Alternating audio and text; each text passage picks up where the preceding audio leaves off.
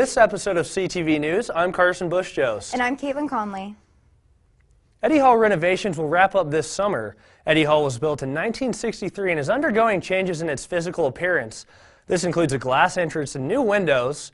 More improvements consist of heating and air conditioning being fixed throughout the whole building. Departments that have been located in Eddie Hall have been moved to Clark A, Clark C, and Ingersoll until the renovation is complete. Eddie Hall held around 150 faculty members and was used by more than 10,500 students a week. Eddie Hall will be completed this summer just in time for the other projects around campus to begin. And in other news, starting later this spring, there will be a new way for Fort Collins commuters to travel to Denver. Bustang, a Colorado Department of Transportation program, will offer transportation to and from Denver, costing $10 a trip. The bus will travel 6 times a day from Fort Collins Downtown Transit Center to Denver Union Station, according to CDOT. The bus will stop at Harmony Road Park and Ride and US 34 Loveland Greeley Park and Ride. As we all know, this past year, the Laurie Student Center was renovated, and with the many new improvements came a new and improved salon for students. With the renovation of the LSC came a lot of changes, and the newly reopened James Campus Salon has seen many of the benefits. Students have been enjoying the lower prices and using their RAM cash to purchase hair treatments, and the hairstylists have a chance to work in a fun environment where they're able to expand their creativity and experience. I wanted to work here just for the students. They're fun. I am the color educator, so I get to kind of work with more fun colors. The stylists have to have their cosmetology license and extensive training in order to work at the Avita Concept Salon and be willing and able to work in a fast-paced environment. You do have to be licensed in the state of Colorado. Also, James does a 6-week training program, and you have to kind of go through that as well. Hairstylist Alexa Walters moved to Fort Collins 3 months ago and heard of James's reputation and decided to come and work at the LSC due to the fun environment. I think it's a really fun environment. We get to meet a lot of cool people. At CSU they have a really big international program. Make sure to check out all the newly renovated LSC has to offer CSU. And if you're looking for a discounted haircut, check out James's Salon in between classes for its easy access and fun environment. The James Salon is open Monday through Friday, 9:30 a.m. through 6 p.m., so make sure to check it out. You can call and make an appointment and make sure to let them know you're a student. Well, students should be aware of what they post on social media because potential employers may be watching. That's according to the Colorado State University Career Center. Employers are urged to use caution when using social media as a hiring tool, but employers do extensive background checks on students. Ways to clean up your social media include hiding or removing unprofessional photos, and students can now Google themselves to remove any photo they consider undesirable. The Career Center offers appointments to help students clean up their profiles for potential employers. While students need to be cautious of their social media use, it is recommended that they use different social media platforms. An 18-year-old male was identified as the suspect in the vandalism spree that hit part of Fort Collins on Sunday. The crime occurred from College Avenue to Harmony Road early Sunday morning. The Fort Collins Police Department are withholding this identity until the investigation is complete and formal charges are filed. The charges are pending until all victims are identified and the total dollar amount of damage is calculated. The suspect was noticed by a security guard in the 2100 block of Center Avenue on Sunday night. The guard held him until police arrived. And coming up after the break, weather anchor Jacky Wilson will have her full weather forecast. And I hope it includes some weather, Karsen, or some warmer weather. I want tank top season here. Oh, that'd be so nice. And sports anchor Sierra Chymes has the latest with Rams sports. Stay tuned. It's cold outside today, Rams. What better way to warm up than to gather in the LSC?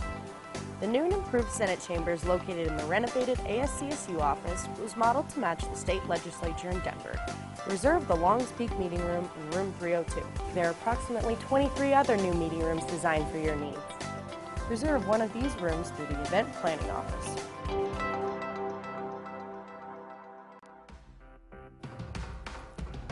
Oh, hey there, Rams. Today is a great day to play in the LSC.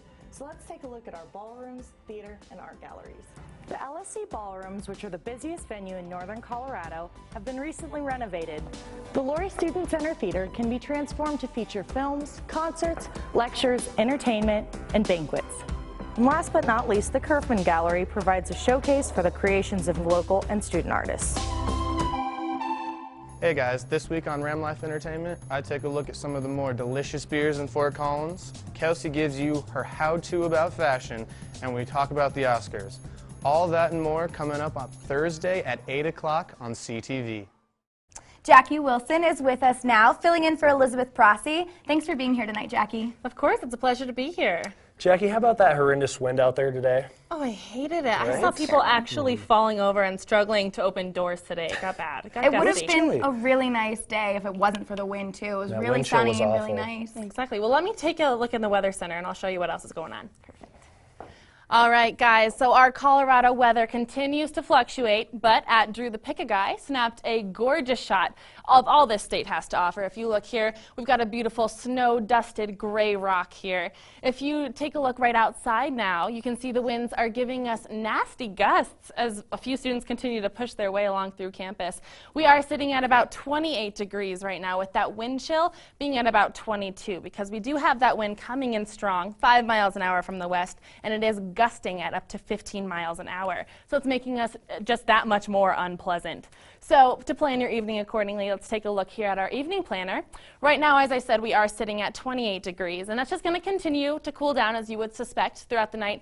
Very cloudy skies. 10 p.m. we're going to be sitting at about 24 degrees, and again at midnight 21. So it's just going to continually kind of dip down. So you're going to want to put a sweatshirt or something that you can bring along with you if you're headed out tonight. Now looking at tomorrow's Wednesday planner, we're waking up again to that cloudy, kind of balmy, cold 25 degrees. And as we move along at about noon, we're going to be sitting at 38, so still pretty chilly. And our higher points of the day are going to come into that late afternoon time. 3 p.m. it's going to be 45 degrees, and moving along through the evening, as you would suspect, again, it's going to dip along down into the 30s. So what should we wear tomorrow? Let's take a quick peek at tomorrow's closet planner. So you're going to want to wear something that you can probably take off, because it is going to be about 52 degrees as our high. So t-shirt, but some sort of jacket just to throw on in case. Long pants preferably, and probably some sneakers or closed-toed shoes to keep your little toes warm.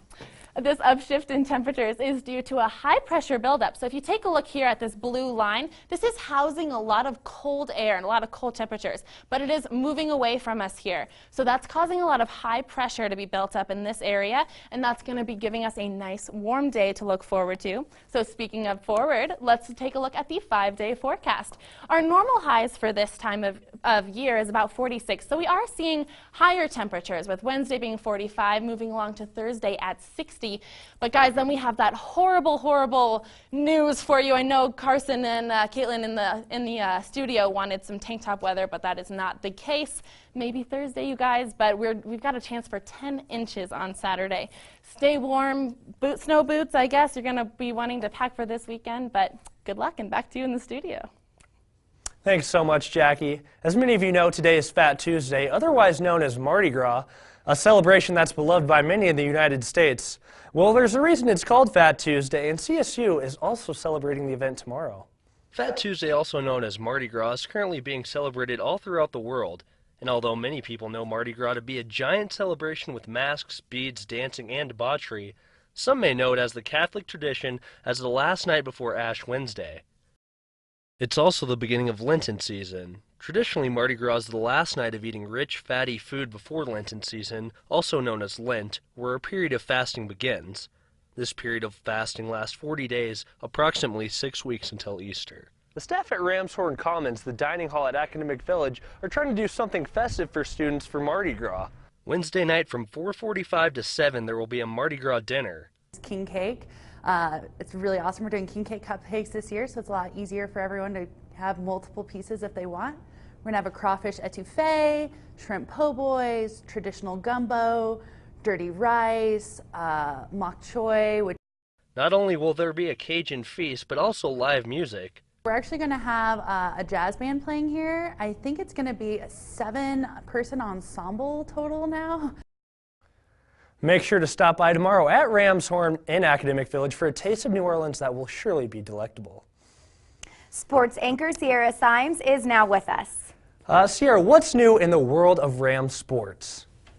Well, Karsen, the men's basketball team had a heartbreaking loss on Saturday night to San Diego State. The 72-63 loss led the Rams to a record of 21-5, and CSU is now 4th in the Mountain West Conference. J.J. Avila played all 40 minutes in the game and scored 24 points. Avila was the only Ram to have double figures, and this was his 6th 20-point game of the season. The Rams play Fresno State tomorrow night. Tip-off is set here at 8 in Fort Collins. With the win on Saturday, Colorado State's women's basketball team is tied for best in the Mountain West with the New Mexico Lobos. CSU's 65-42 win over San Diego State on Saturday pushed the Rams to an 18-6 record and a 10-3 record in the conference. The Rams are now at a 12-game win streak at home, which is the 5th largest in CSU history. CSU hopes to tie last year's home win streak with 13 games tomorrow night against Fresno State. Tip-off is set for 6. Track and field had a record-setting weekend. 3 school records were broken on Friday in Seattle and Albuquerque. Jasmine Webster broke the indoor record for the women's high jump, jumping 6 feet. She was the first woman in Colorado State history to break 6 feet. Emily Romo set a time of 24.12 seconds in the women's 200-meter dash, and Ben Lazron broke the record in the men's 5,000-meter run with a time of 13:58.85. Congrats to all the Rams. In football news, CSU has 5 representatives at the NFL Combine this year, and players have started arriving in Indianapolis. Today, offensive lineman Ty Sembrello arrived at the Combine in hopes to impress scouts. Rumors are flying that the Green Bay Packers are eyeing Sembrello, so let's hope that he has a good Friday where he will perform his on-field workouts. That's all the sports news I have for today. Back to you guys at the desk. Thanks for the update, Sierra. And coming up after the break, find out the latest on a new medical center on campus. Plus, we have a preview of CTV's own entertainment show. We'll be right back.